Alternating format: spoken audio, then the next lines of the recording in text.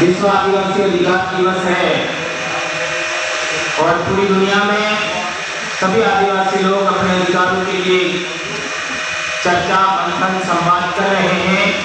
उसी कड़ी में इस साल का जो कार्यक्रम है वो हमारा नॉर्थ ईस्ट के 7 सिस्टर्स स्टेट में कार्बी आंगलंग जिला असम में आयोजित है। कई सारी बातें हम लोगों ने सुनी और अभी जो चर्चा का विषय है समस्याएं समाधान और कैसे हम लोग एक्शन प्लान कर सकते हैं उसके बारे में। साथियों, कल हमारे बेंजामिन भाई ने बताया था कि यूएनओ में किस तरीके से आदिवासी इंडिजिनस पीपल्स को आपका विश्व आदिवासी दिवस और अधिकार दिवस के लिए किस तरीके से संघर्ष करना पड़ा, वह बात बताई। इससे हमें एक जानकारी होना चाहिए, हमें समझ पैदा हमारे में होना चाहिए कि हमारे समाज की जो समस्याएं हैं वो रीजनल नहीं है, स्टेट लेवल की नहीं है, नेशनल लेवल की नहीं है, वैश्विक समस्याएं हैं। अर्थात इंटरनेशनल स्तर पर भी आदिवासियों की समस्याएं हैं। इंटरनेशनल लेवल की समस्याएं होने की वजह से ही हम लोगों को यूएनओ में भी संघर्ष करना पड़ा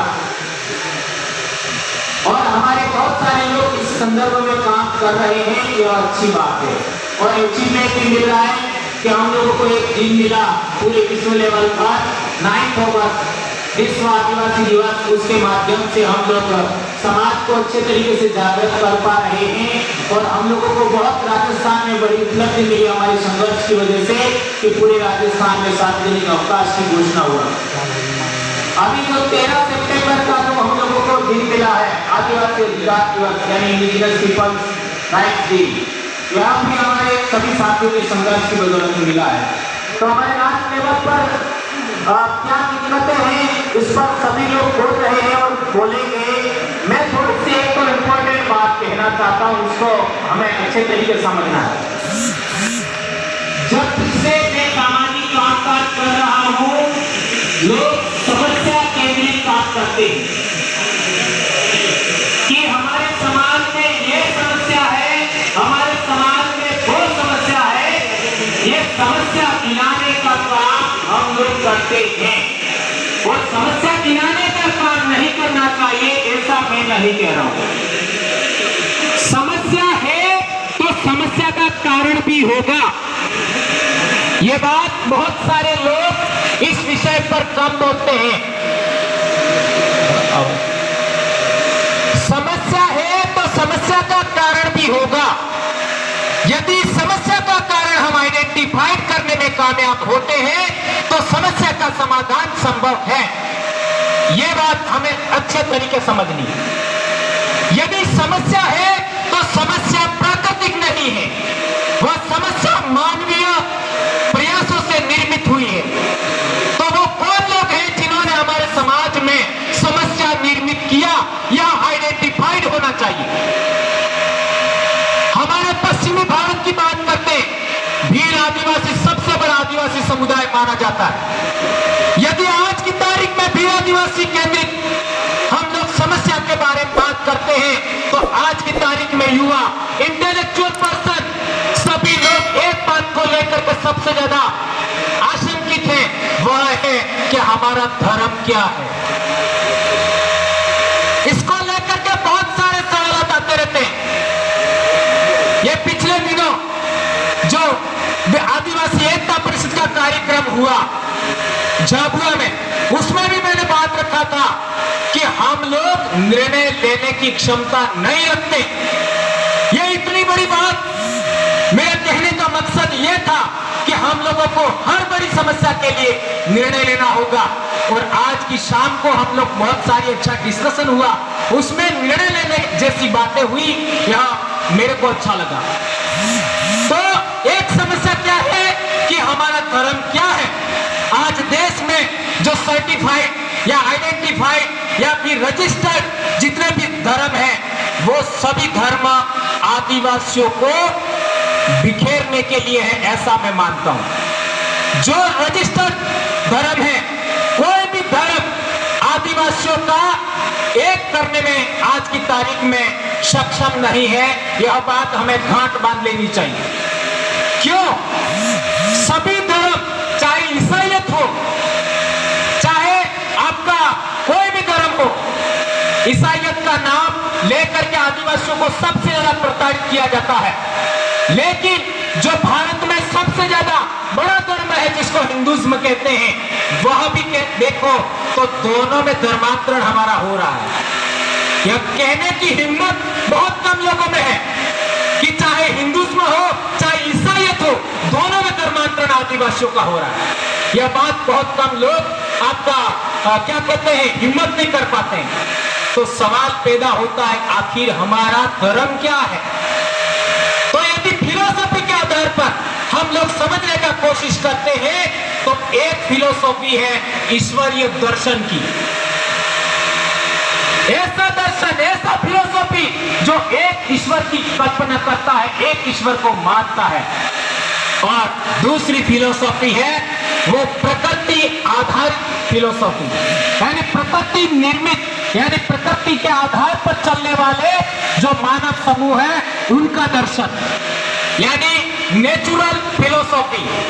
तो आदिवासी लोग हैं वो नेचुरल फिलोसफी को मानते हैं, उसी को ट्राइबल फिलोसफी हमें कहना चाहिए, जो प्रकृति के नियम कायदे आधारित है। यदि इस दृष्टि से हम लोग सोचते हैं, पहली बात हमें ख्याल रखना होगा कि दुनिया पर विचार राज करता है, व्यक्ति राज नहीं कर सकता, विचार राज करता है। तो हम लोग इस दृष्टि से सोचते हैं तो प्रकृति के नियम कायदे, प्रकृति की सोच, प्रकृति आधारित समुदाय है, उनको 6 धर्म चाहे 7 धर्म है, उनसे बाहर निकलने का सोच एस्टेब्लिश करना चाहिए। इतनी बड़ी बात, यदि आप इन 6 धर्म को मानते हैं तो इनसे बाहर हमारा सोच होना चाहिए। इस संदर्भ में आपका ये जो आदिवासी समन्वय मंच बना है उसको उसके बारे में सोचना चाहिए।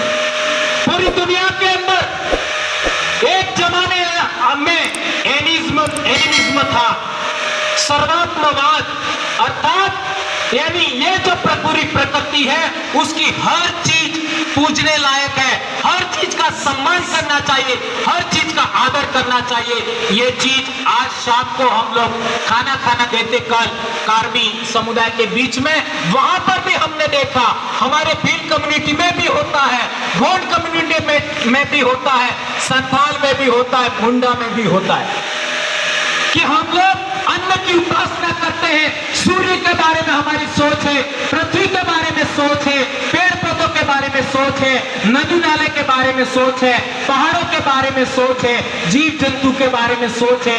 और आज की तारीख में मेरी जितनी एज है, मेरी जितनी समझ है, उसके आधार पर मैं कह सकता हूं कि आदिवासी लोग इस पूरे जीव जगत की रक्षा कर सकते हैं, पूरी प्रकृति की सुरक्षा कर सकते हैं, बशर्ते आदिवासी एकता कायम हो।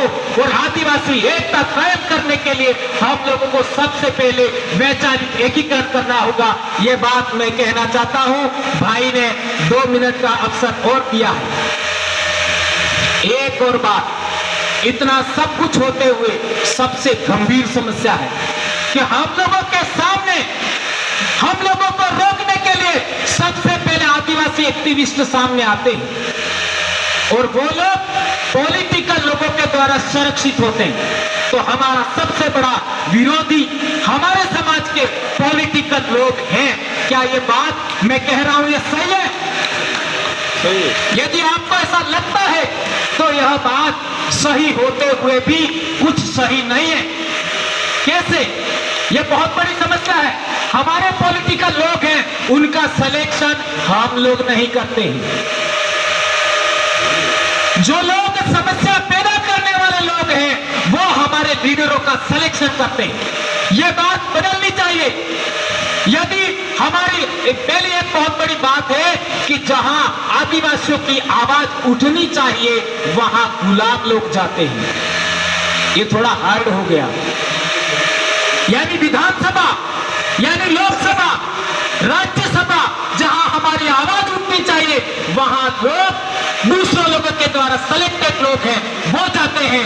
तो क्या पूरे देश का आदिवासी आदिवासी समुदाय, पूरे देश का ये बड़ा संगठन निर्मित हो रहा है, संगठनों का संगठन निर्मित हो रहा है आदिवासी मंच, उसको सोचना चाहिए कि आदिवासियों के द्वारा सेलेक्टेड लोग किस तरीके से विधानसभा में जाए, किस तरीके से लोकसभा में जाए, किस तरीके से राज्यसभा में जाए, उसके बारे में हमें सोच कायम करना चाहिए, प्लानिंग बनाना चाहिए, एक कार्य योजना बनानी चाहिए, ऐसा मैं कहना चाहता हूं। और उसके लिए हमने दक्षिणी राजस्थान में एक मॉडल बनाया है, वो मॉडल पूरे आदिवासी लोगों को समझने की जरूरत है। उसके लिए यदि आप सबकी रजामंदी बनती है तो ये जो नवंबर में झारखंड में जो कार्यक्रम आयोजित है उसमें हमारी जो सिलेक्शन प्रणाली, आदिवासी लीडर किस तरीके से आदिवासियों के द्वारा सिलेक्टेड होगा और किस तरीके से नियंत्रित होगा और किस तरीके से आगे जाके बोलेगा, उस पर मैं ट्रेनिंग देना चाहूंगा। यदि आप लोगों की सहमति बनती है, रजामंदी बनती है, तो उस समय में नवंबर में मैं